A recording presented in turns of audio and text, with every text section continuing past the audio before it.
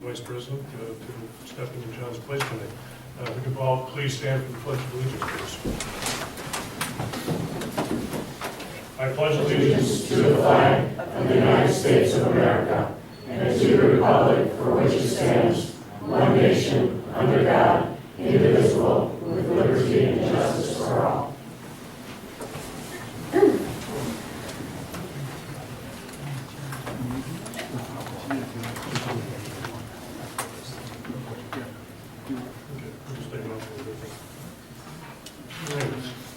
Well, welcome everybody. First we have the approval of the agenda. Do we have a motion to approve the agenda? I move to approve the agenda. Second. Motion by Bionde, second by Drake. Roll call. Ms. Campbell? Yes. Mrs. Conway? Yes. Mr. Walls? Yes. Mr. Munda? Yes. Mr. Drake? Yes. And Mrs. Biondi? Yes. I have 6 yes, motion carries. Very good.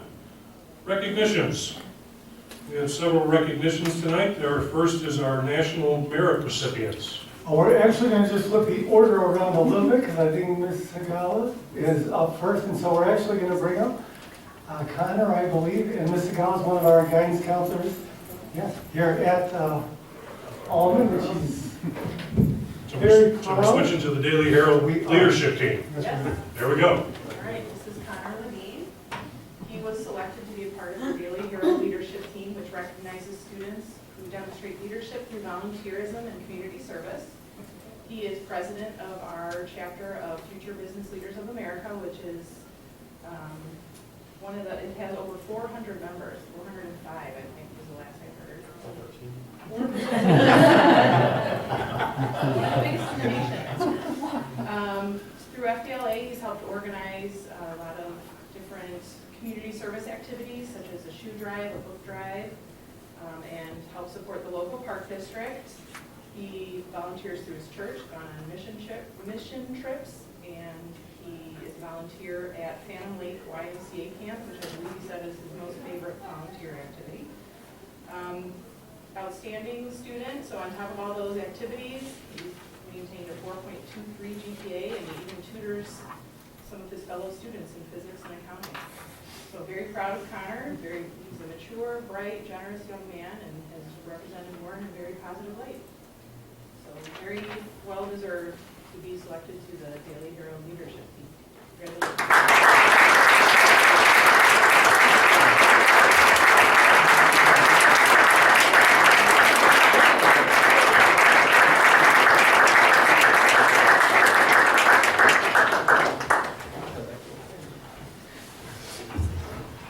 Ms. Segala, I'd like to thank you for taking the time to recommend Connor. I was really impressed with his credentials that I read in the Daily Herald. Thank you. Thank you. Okay, moving right along. Now we're going to go to the National Merit Recipients.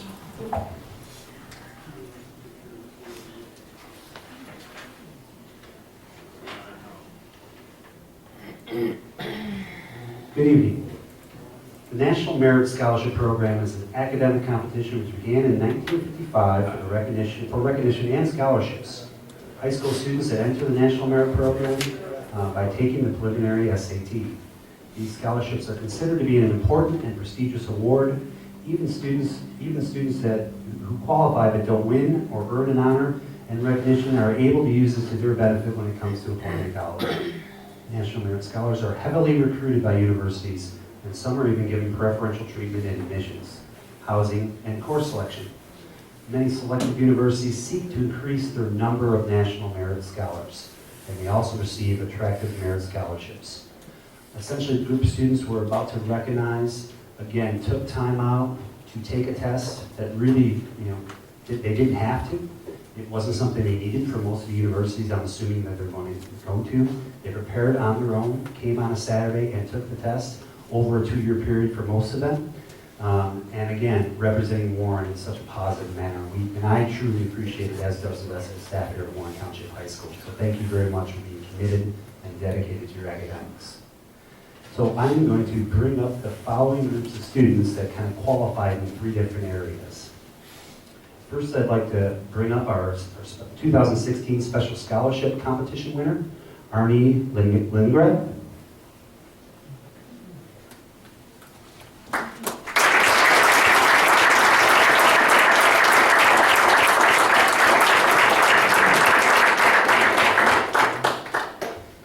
The next group I'd like to bring up is our commended students in the National Merit Program.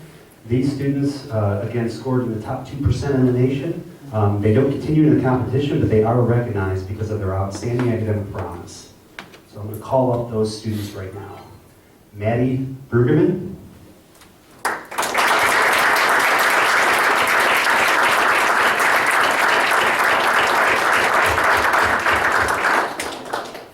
Nadia Crino.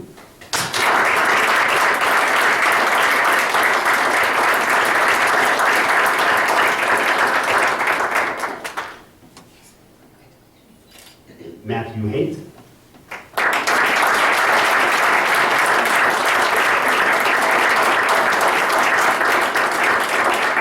Sage Iverson.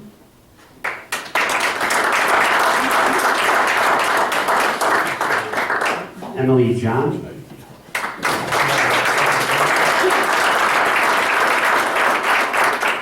And Emma Swain.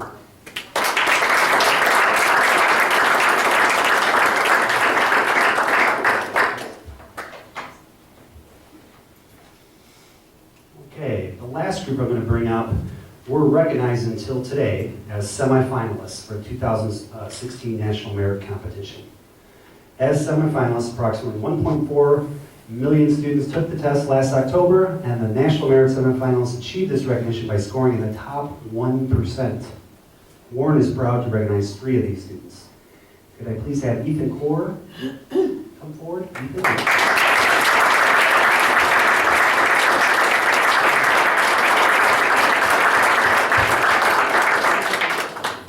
Laura Judge.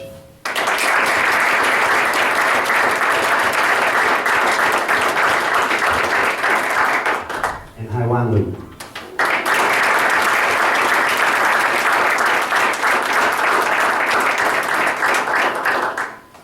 When I opened my mail up at the end of the day, and I'm not sure, maybe the 3 of you got this already.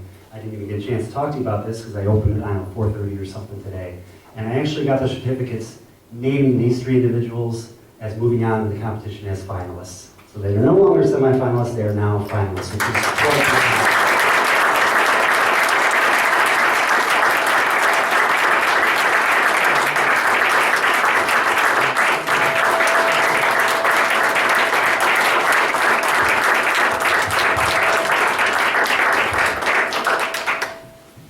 Again, I just want to thank these students for really setting an example for the rest of the student body, for taking your academics as serious as you do. We look forward to seeing the great things that you are going to go on to. We will also recognize these students at our March 18th assembly in front of their peers, as well as honors night, of course.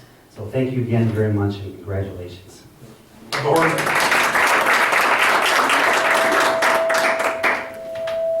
Just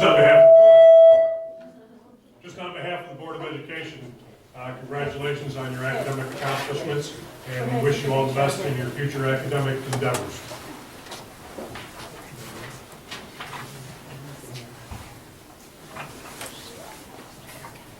And next, we have perfect ACT score. Correct. We are extremely excited. We kind of had a stretch there for a number of years. Every year we had a perfect 36. This year we were excited. Again, we had two couple of our finalists, Laura and Haiwan, who were perfect 36s as well. And then, come to my surprise, we get an additional perfect 36. And not only is it another perfect 36, but he's junior, which is extremely, they scored you as a junior, excuse me. No, you are a junior, I'm sorry. That is extremely, extremely impressive. And I really look forward to seeing what this bright young man is going to do in his future, being so early on and scoring a 36.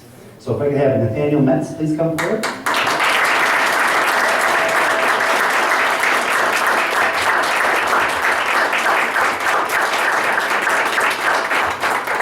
just to give you an idea, nationally, while the actual number of students earning the top score varies from year to year, on average, less than 0.1% who take the ACT earns the top score. Among test takers in high school, graduating class 2015, only 1,598 students out of 1.92 million earned a perfect composite score of 36. And we have 3 right here at Warren and 1 who's we're going to recognize, obviously, Nathaniel tonight as we recognize the other 2 earlier in the year.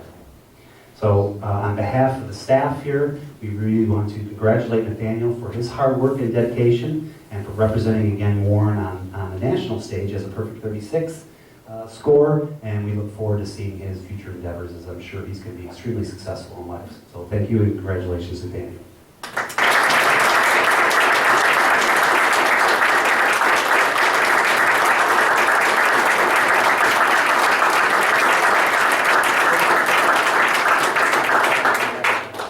I just want to say, I have had the pleasure of knowing Nathan since kindergarten.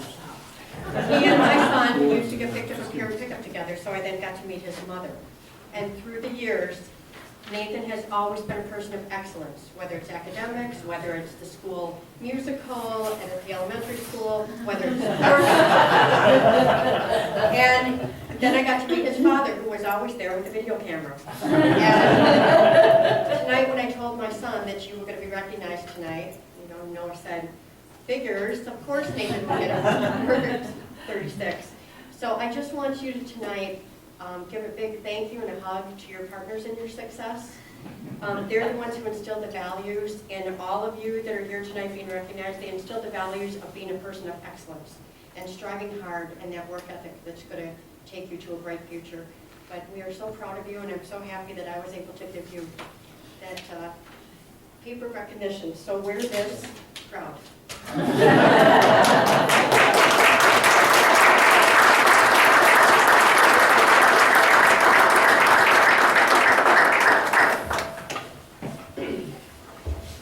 Okay, if you'd like to stick around, you're more than welcome to.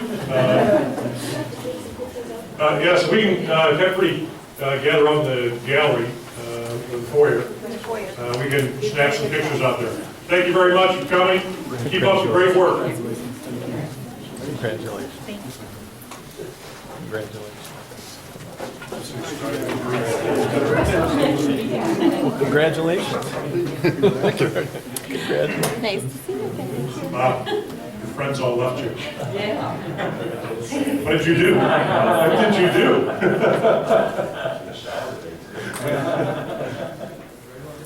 All right, so we will move right along.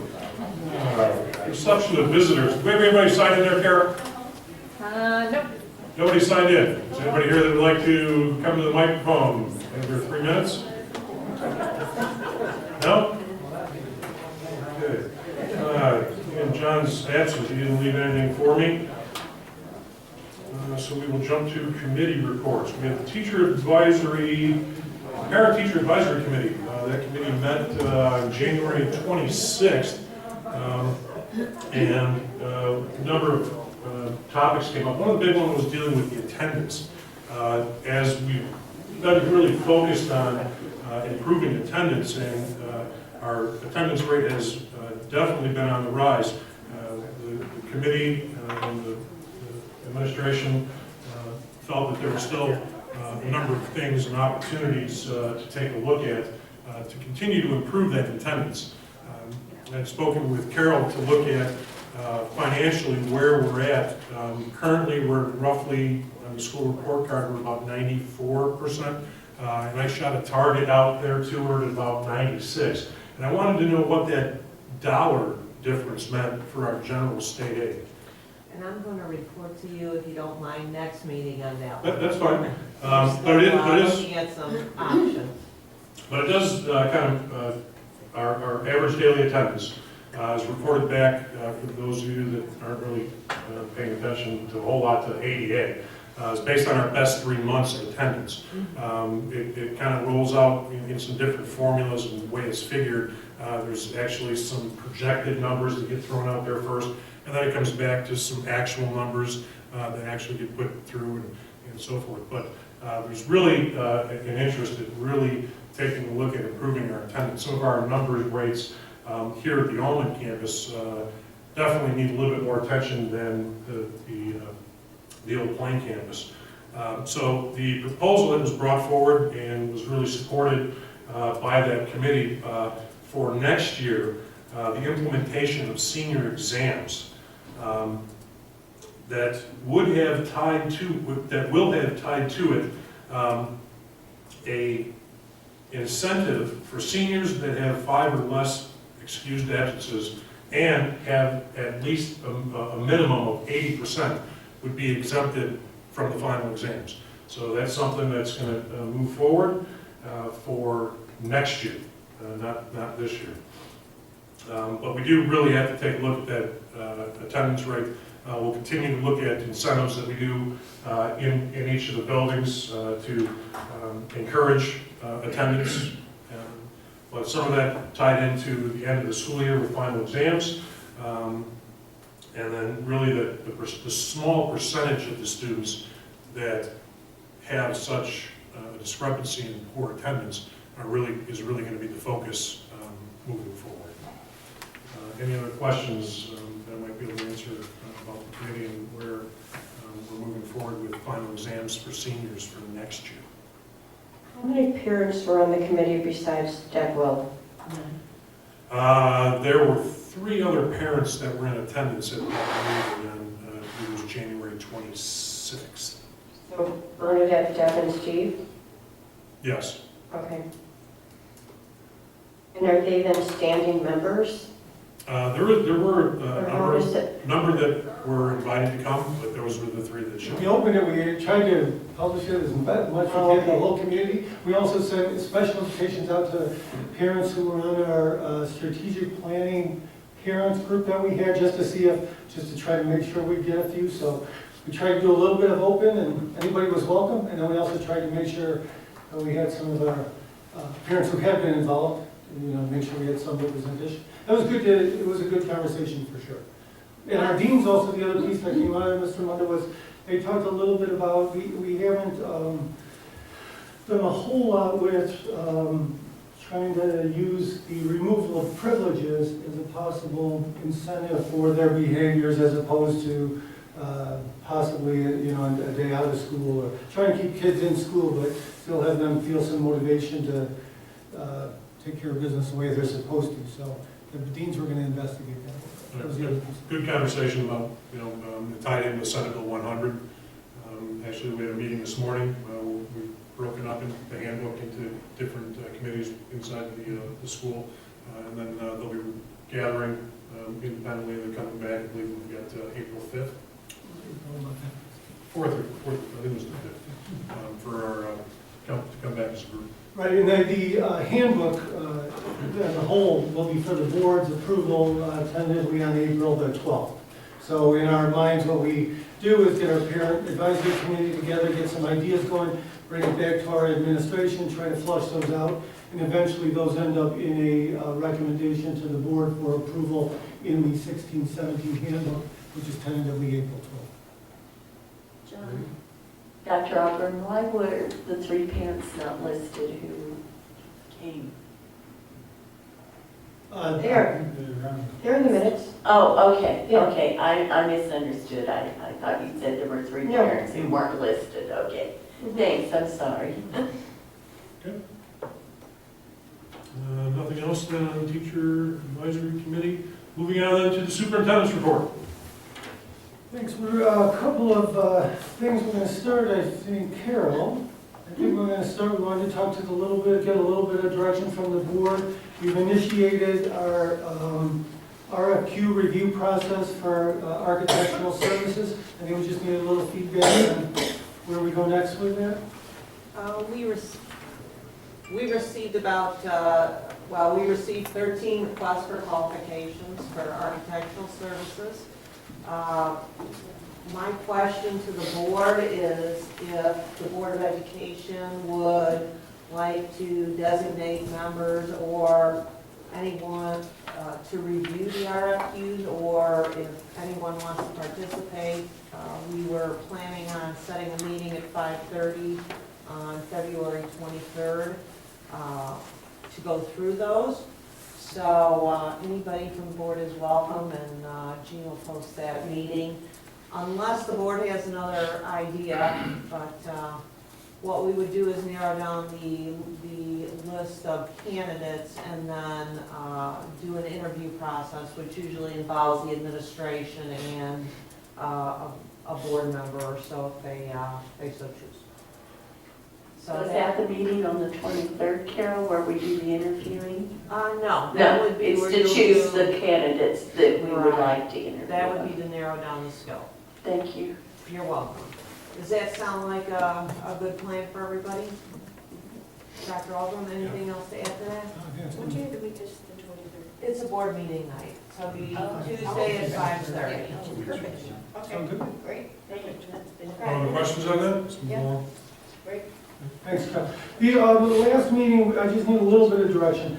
At the last meeting, we had talked a little bit, the school start time topic came up. And so we, briefly touched on that, realizing that over the strategic planning process, it had come up like once or twice in random kind of conversations. And at the same time, a lot of other districts have been doing some looking at their own schedules, and there's been some press on adolescent sleep patterns and start times in schools. And it did come up, in fact, I think Ms. Love forwarded an email from one parent who had contacted the board or about to. So we just got that in, so we'll forward it to you. It was just a question about start time. So we are interested in that. I just need a little help, it came back to where we wanted, I think last meeting, we had talked about, look, before we go talk to external bodies, let's first review things internally to see how complex this is and where we are with it.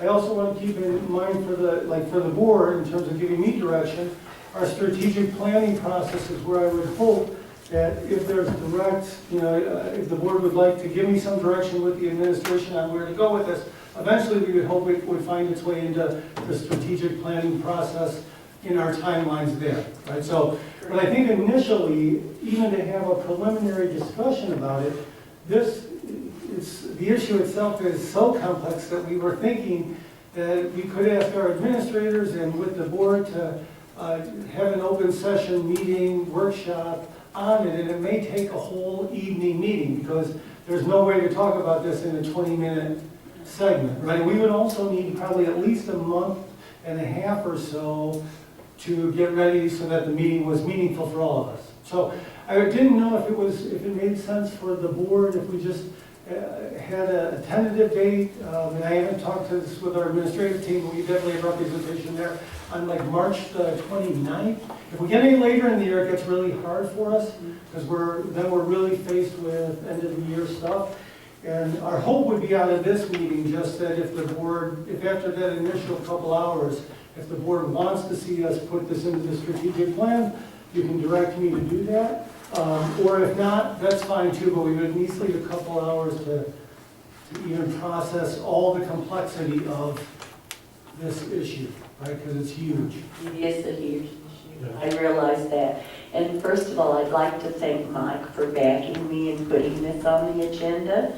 I really appreciated your support.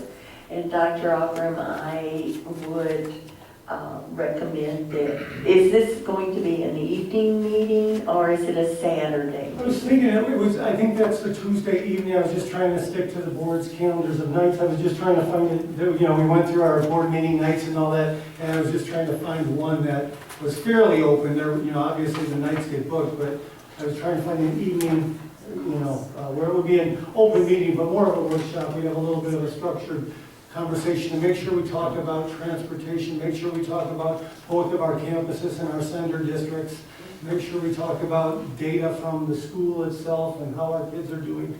So we'd be able to structure it in a way that it would be informative, and then at the end of the meeting, my hopes would be that we would either say, yeah, we need to pursue it more and let's put it into our plan, or for whatever reason, let's not, right? So it just would want some direction. I think that's the right way to approach it, because this is a pretty complex topic. It's going to have tentacles that touches a lot of different things. Not to mention, as we think about our strat plan, I couldn't remember, and I had reached out to you, I couldn't remember if we had baked it in. I remember it coming up during the strategic planning process, if it was folded under one of the categories somewhere.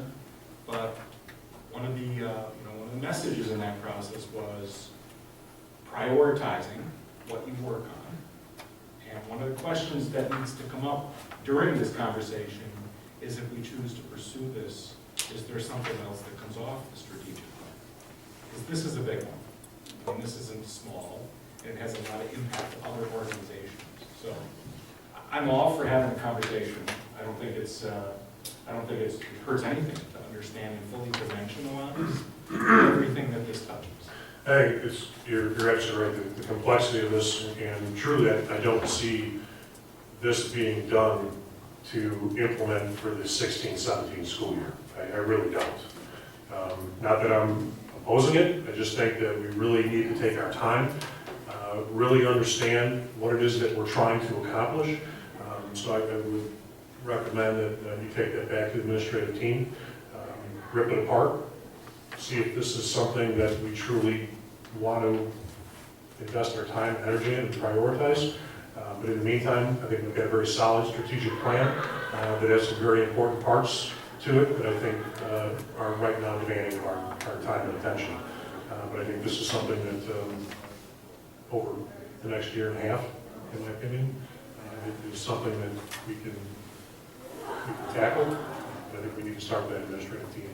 Let's pull it apart and see where we're going when we come back as a group. Sit down and have some workshop type discussions. I think would be a good thing. Everybody good with that? I agree with what everyone's saying. This is a topic that has research, and the reason why I think it's important, the approach you're trying to take, Dr. Malcolm, of having a kind of a in-depth session, I think it's really important because the research on this goes back to the 1990s. So it's been decades that they have been looking at this issue. And it's just recent, the American Academy of Pediatrics has come out and basically, put their label on it, so to speak. But there's research out there that shows the impact on student achievement, and you can look at school districts who've done this, and the increase is significant, and some of that needs to be brought into that discussion because we're here to advance student achievement. That's our main charter. And if this is something that we can do to, it's a proven way to do that, we definitely need to be looking at it. So I agree with everything that everyone said. John, I have a question. On March 29th, this discussion is not going to include parents, correct? It's just going to be the board and possibly administrative team members or teachers? It'll be an open meeting, but we'll structure it in such a way that, similar to our meetings here, we'll structure it in such a way that we'll have some guided presentations, right, and questions, and allow the board to have conversations. Obviously, if people come and they're interested, they may learn more and have some insights down the road. But our thought would be that we do want to make sure that we dig it, we all see the complexity of it. We may, even at the end of the day, I think we'll learn something from it, right? So, but I would just want to know, I guess my first feelings are, if we have the meeting on the 29th, and after that meeting, we say, yeah, although it's going to be, a lot of time and work and, energy, and we know where our strategic plan goes out through 2020 as it is, so it's not like we are pressing to get everything done in one school year. This is a project that would take multiple years to devise and to communicate and effectively do. Like, to me, if somebody asked me what's the soonest somebody could do this effectively, knowing that we have two campuses that are dependent on one another and our sender districts and a number of other things, like 2020 would be a good guess to do it right. Because that's how much time it would really take, because we'd start communicating things years in advance. So the point is, we'll have the meeting on the 29th tentatively. We'll try to structure it in a way that we bring forth some data and some research and some talking points. And we'll try to talk about as much of the issue as we can. Very good. Is that it on the superintendent's report? I just also wanted to let the board know that we have, we had our first semester honor roll, which will soon be coming out. They're released, and we have over 450 students in each class, which made the honors, so we're really proud of our students for their hard work, and our staff. And that's the end of the superintendent's. Very good. Moving along, new business, summer hours for 2016. Just communicated to the board, I learned a little bit about what we did in the past and processed that with our administrative team, so I put forth our anticipated calendar for the most part of our 4-day work weeks during the summer of 10-hour work days, and the district closed on Friday with just a few exceptions. So I provided that for the board. Any questions there? Next is the pool report, the good old swimming pool. First of all, I'd like to just remind the board that we had included in our capital budget costs for renovating portions of the pool mechanicals and pool systems that were not functioning. We do have sand filters that are end of life and that could fail at any point. Or, could last, we just don't know, but the feeling is that they're really end of life. So the board did approve us utilizing the services of FGM and their consultants to review the sand filter and any other issues that we were having. They have developed a plan for us. Jim Woods, principal from FGM, is here to provide you some information on our discussions with him and the process that we see moving forward. Of course, any expenditures that fall into the bid requirements would be bid out, and those bid specifications would be put together. You do have a copy of the pool report in your board documents, so I'd like to invite Jim up to the podium so he can give you more information on what they found and their recommendations to the Board of Education. How you doing, Jim? I'm doing good. I thought that was really interesting reading through that you had the cameras going through the pipes. Yes. That was interesting reading. I was like, really, where does that pipe go? Disconnected. Well, that, Doesn't run anywhere. over at that campus, that is in particular, and always an interesting topic. Yes. Where pipes run. When we were originally asked to look at it, the school had essentially a pool contractor look at it, and they were making a recommendation for replacement of the filtration system. And this is the water filtration system? This is the filtration system for the water going into the pool. And so it is what's cleaning the water and disinfecting the water, because chlorine is added to the system that theoretically prevents bacteria and all that kind of stuff building up. And I'll talk a little later about some other issues that have come up recently relative to pools. We looked at it as being a twofold issue. There is the pool systems in particular, and then there's associated mechanical, electrical, and plumbing kinds of issues. I think, Carol, approximately 2009 is when the pool liner was replaced. Actually not replaced, the existing fiberglass liner was removed, the concrete was refinished and sealed, and then repainted to provide a new finish for the pool.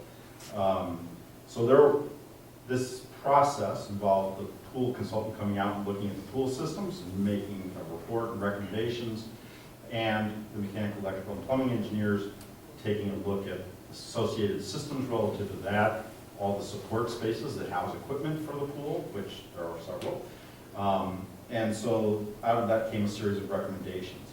Part of what needs to be considered is how long you wish systems to last. There are systems that are in place today that have been part of the building since about 1996. The filtration systems, for example. The Dectron unit is sort of in that time frame as well, which it provides the dehumidification that occurs in the space. And so all of those systems are kind of at the end of what people would predict as their useful life. So we enter that sort of time zone where proper maintenance kind of can keep things running, but you're never quite sure when it's going to break down. And so it's a little bit gray, but you know, you start have to plan for certain things to happen. So one of the things that was looked at was the mechanical associated items. And so the Dectron unit itself, there's some relatively minor repairs that can be done, maintenance kinds of things that can be done to it that'll extend its useful life at least another 2 to 3 years. Beyond that, nobody's guaranteeing anything. There are a host of kind of miscellaneous maintenance kinds of things, missing registers on things, all that kind of stuff. When they looked at the plumbing, actually, one of the things that they discovered was, of course, when the pool liner was removed, nobody really cared where the parts and pieces went. And so the drainage lines have quite a bit of the debris that are sort of in them, including the deck drains, the associated piping leaving the deck drains, going to the main drain, going to the main line out of the building. So all of that stuff really should be properly routed out, cleaned out, so that all that stuff flows much smoother, which will get rid of some of the water off the deck, and that runs also back into the pool, which is not necessarily good. Can I throw in one thing, Jim? Yep. That's actually good news, right? Yes. From our end, because the bad news is right, the pipes Yes. are clogged, right? Right. The good news is that's what it is. Right. 'Cause there was It's some- not, yeah. it's not failure of the drain lines, Right. which you can always be concerned about relative to the sewer lines going out, is that they could have started to collapse or break or separate or any of those kinds of things, which is a much greater issue. All of the pool equipment and the electrical equipment that supports the pool stuff is in a mechanical room. It's at the lower level. It's all in the same space. It's not very well ventilated, and so there's a lot of corrosion that's occurred on the equipment over the years. So one of the recommendations is for a new ventilation system for that, and also to start to look at, is there some separation of equipment that ought to start occurring? And again, this is not all stuff that you have to do like together or right away, but it's something that ought to be planned for over time. So for example, relocating the pool water boiler out of the pool mechanical room, things like that.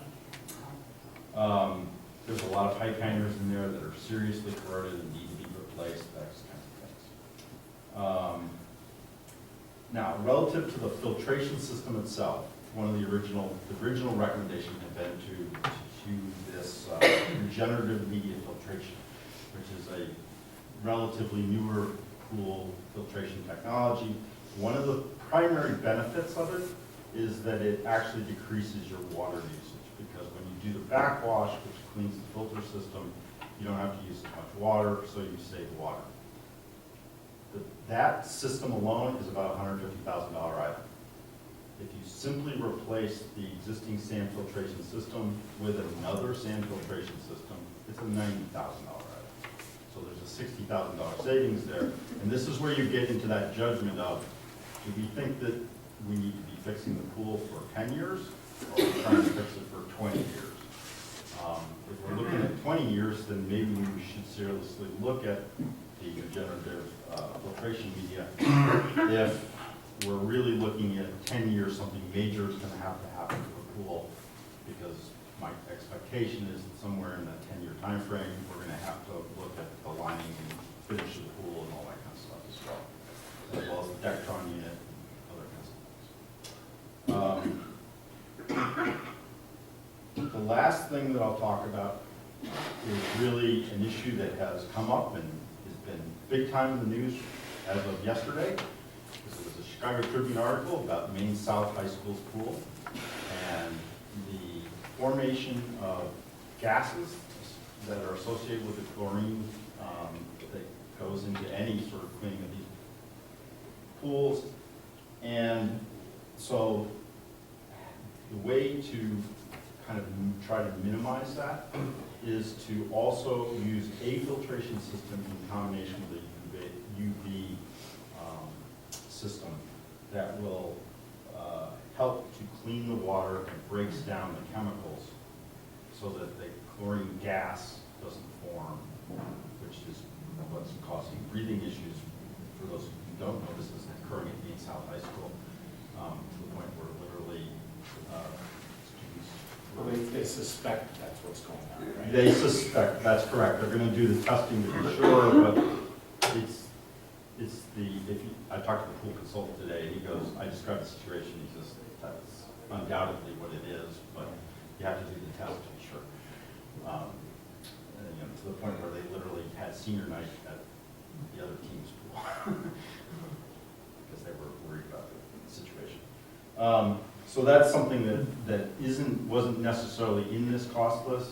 It is something that we really strongly, talking to the pool consultant today, it's kind of another layer of protection relative to those kinds of issues. And knowing your pool, the age of the ventilation system, for anybody who's actually walked into the pool, you know that it's not the quietest mechanical system in the world to begin with. So it's something that we think would be a good thing to do in that. That's sort of the overall. Again, all of this was broken down as a series of costs. There are many things that the district can do, take upon themselves to do, working with a trade contractor to get done this maintenance. There are certain kinds of items that would require a public bid situation because of the size of those efforts. And so working with administration, we can figure out exactly what you want to do and proceed forward to get you bid documents or whatever the board chooses. Does anybody have any questions? The pool is an issue. Rules are always an issue. And that comes from the father of a swimmer. On the HVAC system, is the overall design of it, in your opinion, okay? I noticed there was some language about short circuits on the air circulation. Some of the vents are maybe a little higher off the ground than you'd like to see. Yeah, there's little things. It's not perfect by any means, but it's also not as bad as many other systems are. And we think that some of these things that can be done will help the situation enormously. It was encouraging to read that when the plumbing company came out, that they actually fixed some of that stuff. And it's like, yes. Yes, when we're talking about piping and a plane, you're always happy to know, A, it's connected, B, it's not broken, and C, we can figure out if it actually goes where it's supposed to go. Those are all cast iron pipes and leading, sir? Yeah. Yeah, that's obviously one of the issues in the pool equipment room downstairs, is that it is all cast iron, it's all been corroded. What would you use instead of cast iron? Well, we can look at the code possibilities that exist. There are some parts of the system that can be PVC piping, but in commercial construction, there's less of that than in certain other applications. But some of that can be done, but the biggest thing is just to ventilate space. Trapping the air is not a good thing. I'd like to kind of summarize what Dr. Aldrum and I heard from Steve Smith from CS2 and FGM. We have an option of a sand filter, which the consultant feels will be a very satisfactory alternative to the more expensive filter unit, especially with a pool that was, really built in a gym. So our instructions to FGM and CS2 would be to bid out the sand filter option, first of all. Second of all, I was very happy to see, like Dr. Aldrum said, that there's a lot of work that we can do in-house. Our staff will be getting with the vendors to rot out the pipes if that has not been done already. I instructed them to go ahead and move forward with that. That helps with our backflow issues. There's an alternative if that doesn't completely deal with our backflow issues. Things like corroded hangers, we'll be dealing with those in-house. So there's many pieces that we will contract directly with a contractor, like the Dectron unit. The sand filter would get bid out. There's other items that our staff will do. And ultimately, the goal is that we have a much better functioning pool that will at least give us service for, the next 10 years. And if at that point, the board, the pool it needs more work, the board will have another decision to make. But based on what the consultant said in FGM, we were very comfortable with the direction of a sand filter and the other work that they provided for us. It's the total overall cost would be about $400,000 or so, depends on the bid and depends on all the other work. That's within the scope budget costs that we established. So, the other filter option would be putting us out of the range of allowing us to do the other work. So just want to let the board know that. They will see the bid for their approval. So at this point, this is not an action item. It is just an information item. Sir, I would like to apologize for coughing and blowing my nose. Hey, it's that time of year. Thank you for being so kind. Don't swim in the pool. Okay. No, the client will take care of it. Thank you very much. Thank you, Carol. And for June and July, right, Carol? We're still, Pardon me? that's what our time frame is. So Our time frame is still, finished by July. So hopefully June and July, and I know the specs are being drawn up as we speak. Originally, we were thinking April through July, Mhm. so that's a good thing. Now, we've gone from 4 months down to 2 months, and we hope to shorten it as much as possible. But if anybody asks, we've been telling them all of June and all of July, so don't count on it. If it gets done quicker, great, but, because obviously we have other partners who use the pool, and they're asking us, so we've been consistently trying to tell them June and July is what they can count on, not even April. Very good. Thank you. Moving down, the approval of the 2-year bus lease for 18 Chevrolet Starcraft buses. This is, I think, very good news for us. We included the bid specifications for you. We can extend the bid pricing for an additional 2 years at 5% increase. For the 18 buses, the budgetary increase would be $5,235. Just as a background reference, GM makes so many chassis, and U-Haul bought up almost every chassis. They're standardized truck chassis. Midwest got some slotted for us in anticipation of the board approving this lease. The original cost estimate that they had given us was an additional $3,000 per bus. So, because of that shortage. So, before you is the lease documents. The bid documents have highlighted the provisions in those bid documents, and I've included a summary of what the price change would be annually. I have a question. Sure. On the document dated March 24, 2014, it looks like, I guess I don't understand where the increase is, because it looks like they have, they're keeping the price at this $7,907. Just on the activity buses, the 2 activity buses. So if you look on the summary, on the first page, it would be on the first page. It's just executive summary, Kate. Yes. It's the first document. Actually, the original bid was $7,907 on the 2 activity buses. Right, on the March 2014 bid. Right, and that was a 3-year, so that's ending June 30th, 2016. It gives us the option of going an additional 2 years, which is why you're seeing a 2-year lease. as long as the price does not increase more than 5%. Same price as the current rates.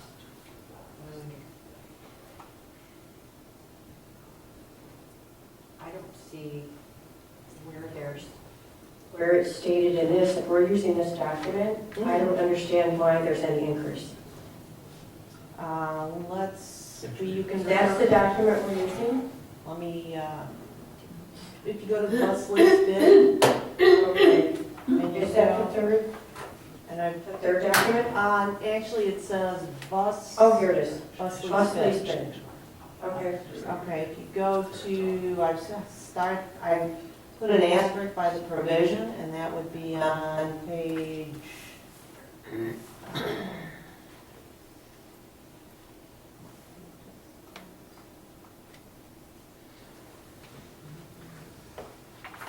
Got it, Jean, thank you. It's a hand marked asterisk? Yes, it's a hand marked asterisk, so it was on page.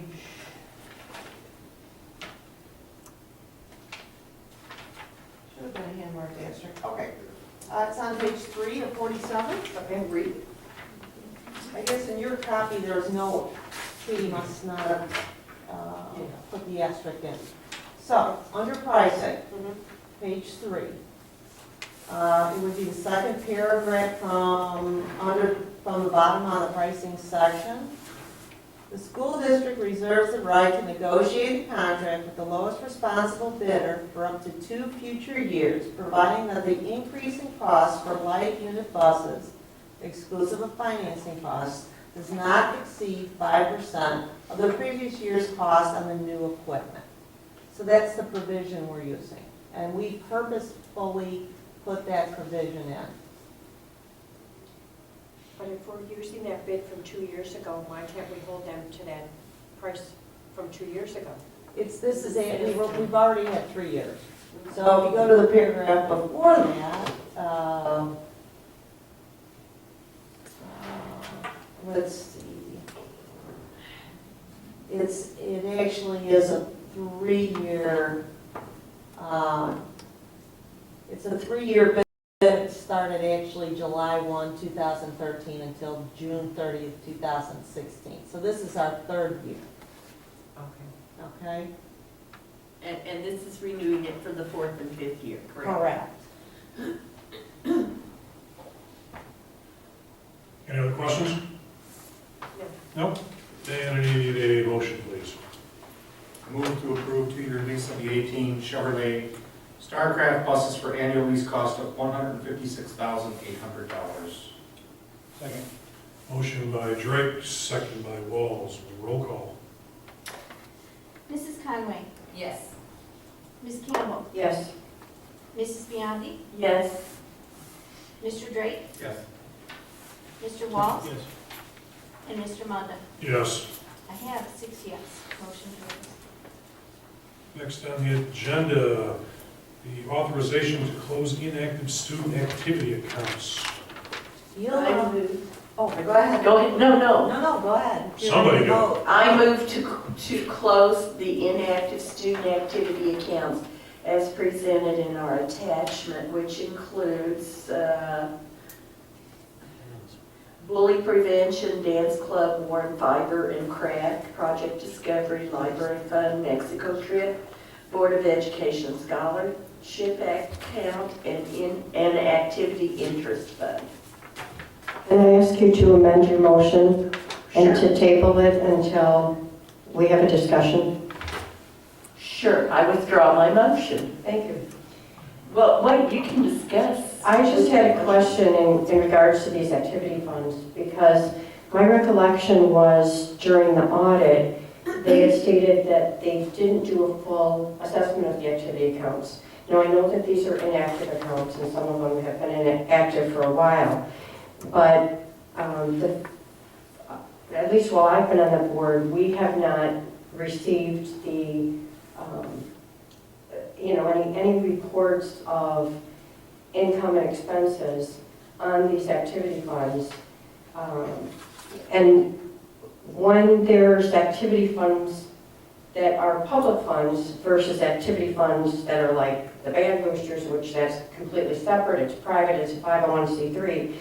Those, we should have some sort of accounting, and those records are by law to be maintained for 3 years.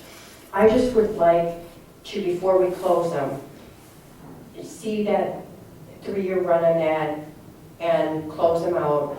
And then, I guess, kind of a more global question is, was my recollection correct that during the audit, it wasn't a full audit of the activity funds? Let me give you the process for activity funds. First of all, from a reporting standpoint, I report to you every month on inflow and outflows by fund, which is a requirement under the Illinois Administrative Code. So we have followed that requirement. The testing of internal controls, which testing of internal controls tests the financial integrity of our accounting system, is also performed on activity funds, just like it is on general funds. For example, part of the internal control process is looking at checks and invoices, receiving documents to see that goods are received, proper payment is made. The same testing that happens with the general fund happens with the activity funds, the exact same. They test receipts and they test invoicing. So same process is filed. You receive in the audit a report of the activity funds. So they are reported on a monthly basis. In terms of a 3-year history of detail, if you would request that in the future, we would be happy to discuss what that would look like. Right now, the counselors are putting together the scholarship accounts. This is $1,563. You know, it is not as large as we've had in the past for activity funds, because we've been closing in activity funds every year. So we've gone through this process every year. So I do understand that at least Ms. Campbell, you would like more information, but at this point, my question is, do you want to hold up scholarships potentially, and then the board would have to decide on what we would, what other scope, but. Well, it's the beginning of February, and graduation is in May, and I believe last year we did it in about March or April.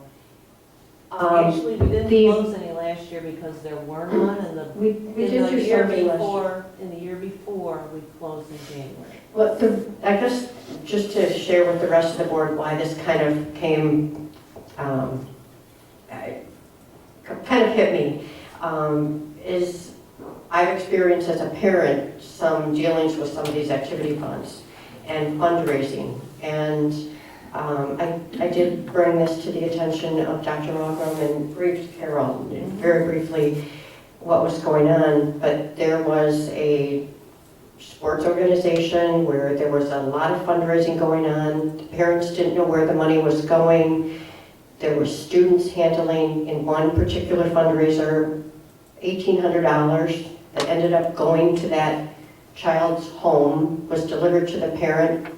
None of the parents involved in the fundraising know where the money is at. There was another parent who said he delivered a check to the school. He didn't specify where. He did not know if it was getting to the proper place, and it just was handled very loosely. Another parent shared a story that their child is involved in 3 or 4 sports, and with their activity fee plus fundraising, they spend $600 per sport per child, and they got 2 children in the district. So it's a significant amount of money just in that one family. I don't see that kind of money being reflected, I guess, on these activity funds, but the amount of money that is going on with these fundraisers that are not, they're not a 501c3 like the Warren Band Boosters. That's private funds, that money's separate, they do their own accounting, they're registered with the IRS, the Secretary of State, the Attorney Isn't that a General. completely different issue than inactive funds that we're voting for board scholarships? I think what you want to talk about is probably something that can be brought up, but I don't think this is the right place. I feel Is like there inactive if accounts? we close this, I think that we just need to look at it and do our due diligence before we close it. And, it means what, maybe a meeting or next month? I don't think that's going to tie up scholarships for the end of May. And I think Carol is trying to say, we are given every month what's going on in these, and these are inactive accounts. I've got, I don't. I'm going to have more questions because now I've seen firsthand the types of, and the amount of fundraising going on all over the school. Whether it's Trident Robotics, the swim club, the volleyball team, it's large sums of money that's being, it's our money. If they're not a 501c3 like the Band Boosters, it's public money, it's our money, and we need to know what's happening with it. We're responsible for those district funds. I just would like to see it before we Well, I close think it. that there's two pieces there. The procedures that you're talking about with clubs and activities that do fundraisers and how that's monitored. That is a piece. Is one piece. Mhm. The other part, though, is when things then become deposited into these accounts, which is what we're talking about. So Right. I see Two those, separate. so I see those as two separate. And It is two separate. and if I'm understanding you, your interactions with these fundraisers, you're questioning how those operations take place, which is more of the practice and procedure. So the baseball team does a fundraiser selling Christmas wreaths, and they're going out and they're knocking on doors and they're delivering the wreaths and taking a check. Where's that money going? Is a procedural thing versus the accounting principles that Carol gives to us. Is that It's Is that two a- pieces. is that a good summarization? So you're more worried about the procedural practices and are things being done and maybe are those things being looked at versus where the money's going in the accounts. I think Carol's made it clear that she can show you the accounts and she provides that information. Is I that correct? think part of the concern too, Mike, is things are being ordered and they're not going through the school district activity fund. It appears, okay? And so what the school district actually gets is the net amount of the funds. Right, but again, those are, But again, no, that's the purchase order should be sent through Carol to order those items. It should not be done by a parent or a coach or someone else. It is to be done a certain way. Yes, that's Right. part of the procedures, right, but that's what I think I mentioned, that that's a part of It the, is a part of it. Yeah, that's I would like to those are address- the procedural parts. I would like to address that specific item. Because Mrs. Biondi is correct, and that is in our handbook specifically that they have to follow the procedures of a purchase order system. Now, there may be times where they go to Michael's and they spend $10 on tablecloths or something. They are to provide a detailed receipt and a check request that has to go through approval levels. So in terms of expending money, we have the procedures, we have a handbook that is used by many districts explaining to our coaches and advisors that exact process. It explains the receipt process. And unfortunately, we did recently come up with an example that Ms. Campbell brought to our attention that I have addressed with both the coach and the administrator in charge. So, we do take in about $2 million a year. Most of that we try to do electronically. And that's why our registration system, our ticketing prom system, homecoming, turnabout are all electronic at this point. It's an effort for us to control as much as we can when we do find an issue. Thankfully, it was brought to our attention and we addressed that with the advisor and with the administrator in charge. And you know, our goal certainly is to control 100% of what goes on here. Unfortunately, it's not reality, but it's very important and weighs very heavy on my mind, certainly, because student activity counts are one of those that are difficult in any district, but I think if you talk to our auditors, we are way ahead of the curve, but there's always room for improvement. In terms of these accounts, really there has not been any activity in them for more than a year in some cases. So again, that's your decision on whether you want to move forward or you want to wait. That's. I'd like to make one recommendation, and board, please chime in. That maybe we take a look at our club sponsors, our coaches, and maybe do a refresher for them on what exactly those procedures are. Because it sounds like we do have a procedure and a practice in place, and it sounds like there was an individual that didn't follow that procedure. That's right. There may be one or two or three of them out there. But maybe that would be a good thing, Dr. Altman, that we go to our club sponsors and maybe bring our coaches, anybody who's going to be doing fundraising, and say, if you're going to be doing fundraising, these are the practices and procedures. And I think it's important to tell them that if they're not going to follow those practices and procedures, that there's going to be some consequences. Carol, I have a question. Because of all the school-related booster clubs that they're separate public 501c3s like the Warren Band Boosters, the most legal one in Gurnee is the Warren Band Boosters. They have all their IRS 990s, they've got their 501c status, they've filed all their financial records. They are the most legal of all of them, but they were the one that had the treasurer who was able to embezzle $27,000. But when you look at all their filings, they've done everything correctly with the IRS, with the Secretary of State, with the Attorney General. They've Since 2013, since 2013. Before that, we don't know. You're right. You are right about that. So my recommendation is that we go ahead and we contact our sponsors. Can I make the motion then? Just let me finish 1 second. So the recommendation is that we get our club sponsors together, our coaches, and refresh, remind, instill ethical behavior, and that's what we, I believe, all stand for.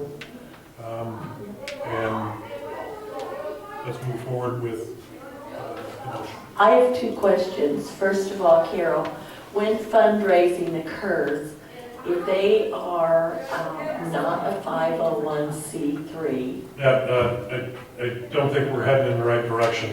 Just 1 minute, I'm please. going to ask you. They have Excuse me, I'm to. going to ask you to stop. We have procedures and policies, and that's something, not what we're talking about. I'm telling you, That's Mike, on the that this agenda. goes all the way back. I Liz. just want a clarification. Liz, we're gonna move on.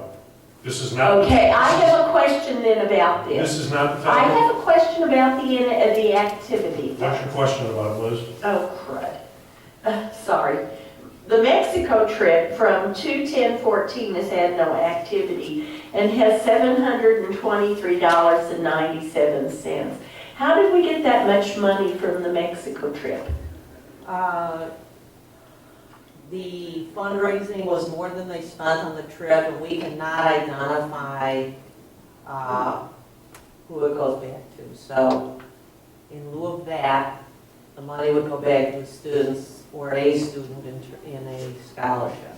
Okay, so that, I just wanted to understand that because I was surprised at the amount of money. I mean, Yeah. I can understand $93 or, that was quite a large sum in my opinion. That's what I wanted to understand. Thank Thank you. So if we can have a motion, please. I move to close the inactive student activity accounts as presented. We did Uh, a she- motion on. But you- I withdrew it. I withdrew it. She I withdrew it. Yes, I did. Yeah. So we have a motion by Conway, second by Walls. Roll call. Okay. Mr. Drake, Yes. Ms. Campbell, No. Mrs. Conway, Yes. Mrs. Biondi, No. Mr. Walls, Yes. and Mr. Munda. Yes. I have 4 yes and 2 no's. Motion carries. Next item, the approval of the board scholarships.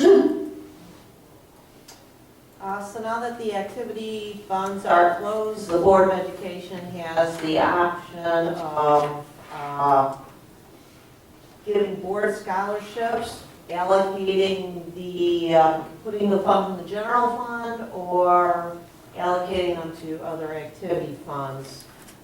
So the board has to decide what course of action that they want to take. In the past, they have provided scholarship money to, as Board of Education scholarships.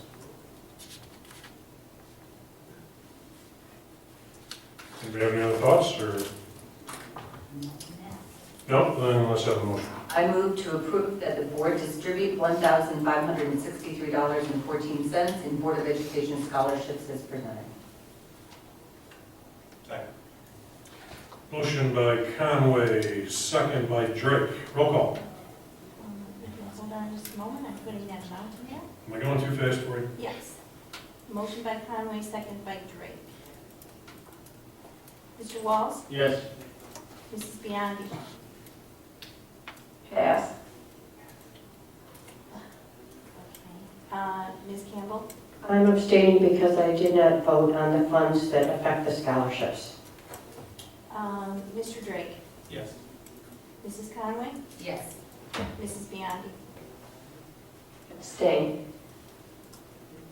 and Mr. Munda. Yes. So it appears I have 4 yes and 2 abstentions. Motion carries.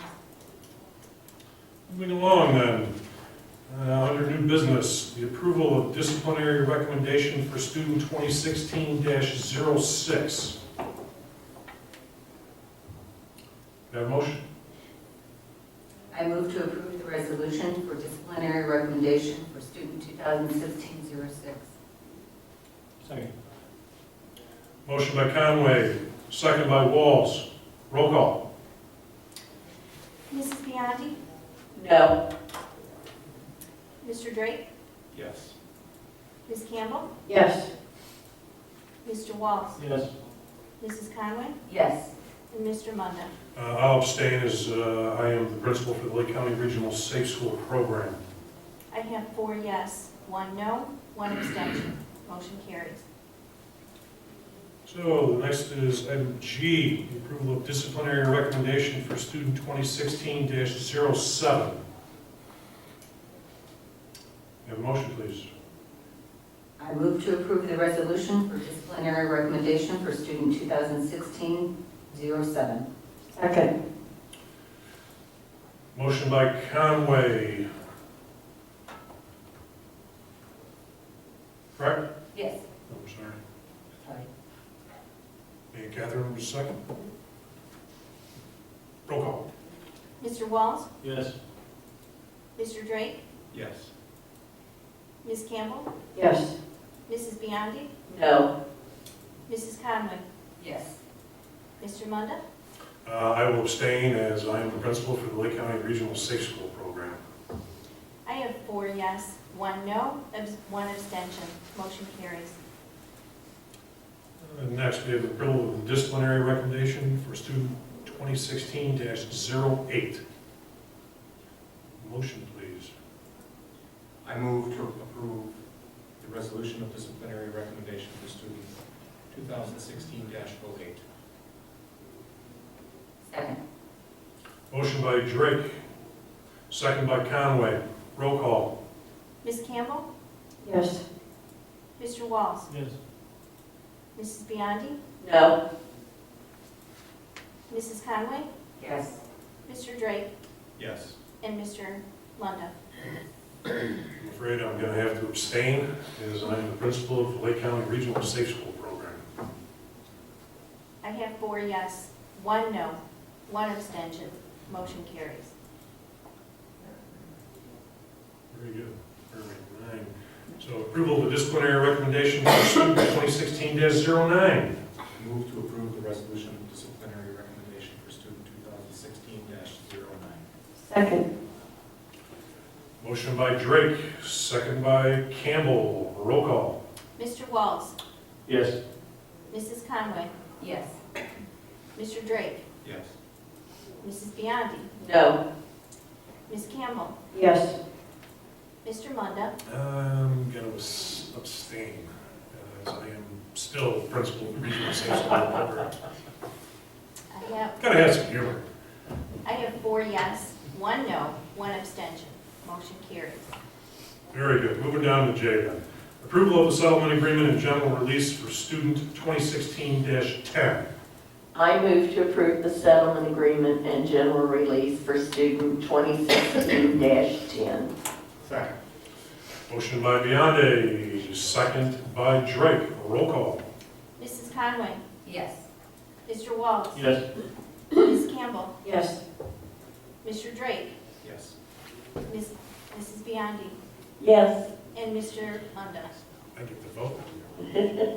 Yes. I have 6 yes. Motion carries.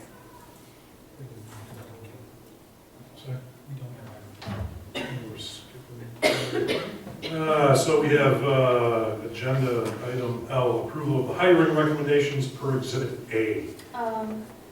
Mike, I think we need to say that we didn't have K. No action on the same. We're going to have no action on new business item agenda K. That is correct. We're moving to L. I move to approve Exhibit A personnel recommendations 165 through 201 as posted. Second. Motion by Biondi, second by Drake. Roll call. Ms. Campbell? Yes. Mr. Walls? Yes. Mrs. Conway? Yes. Mr. Drake? Yes. Mrs. Biondi? Yes. Mr. Munda? Yes. I have 6 yes. Motion carries.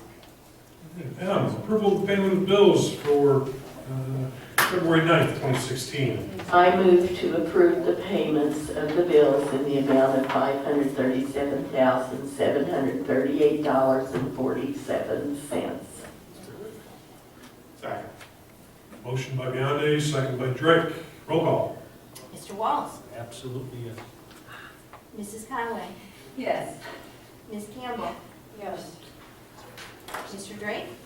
Yes. Mrs. Biondi? Yes. And Mr. Munda? Yes. I have 6 yes. Motion carries. Very good. And our last item tonight, the approval of the regular minute meeting and executive session minutes of January 19th, 2016. Motion, please.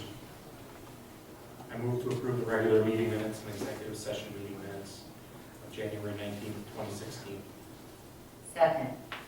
Motion by Drake, seconded by Conway. Roll call. Mr. Walls? Yes.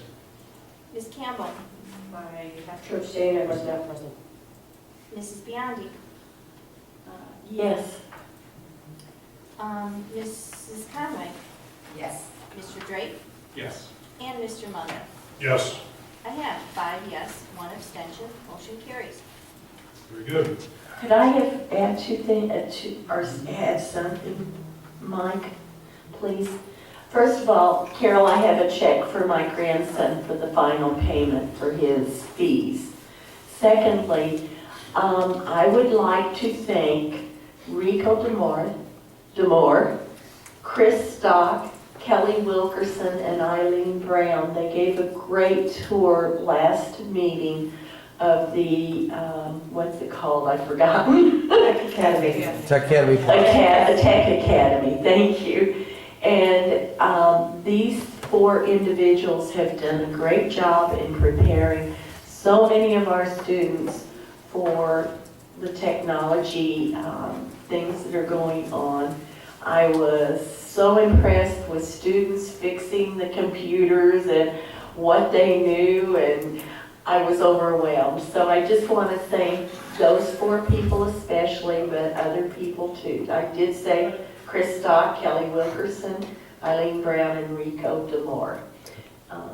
I agree, Rico. I think it was great. I went to the open house at O'Plain and talked to the students and Kelly Wilkerson, and you guys are doing a great job because you're giving these kids something tangible that they can take with them, whether it's to a job to pay for college or whether it's straight to a job or whatever it is. I mean, it's a great, great program, and thank you for all your hard work with that. Thank you for all you do.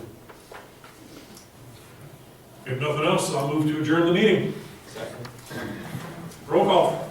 Motion by Munda, second by Drake. That's correct. Mrs. Biondi? Yes. Mr. Wallace? Yes. Ms. Campbell? Yes. Mrs. Conway? Yes. Mr. Drake? Yes. And Mr. Munda? Yes. I have 6 yes, motion carries.